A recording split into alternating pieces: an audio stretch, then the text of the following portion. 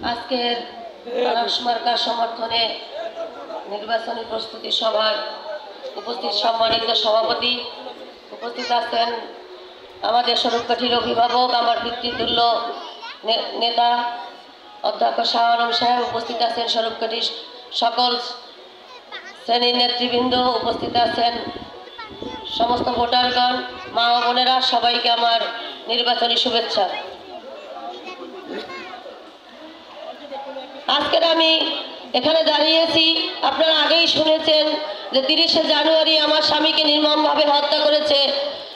এই কথাটি কেন বারবার আসে, তার একটা উদ্দেশ্য আছে। আমার স্বামীকে মিঠুন চেয়ারম্যান সহ যে সন্ত্রাসীরা হত্যা করেছে, তার পিছনে মদকদাতা স্বরূপকাঠির প্রার্থী, মোটরসাইকেল মার্কার প্রার্থী। উনি বারবার হিন্দু সংখ্যালঘুদের উপর বারবার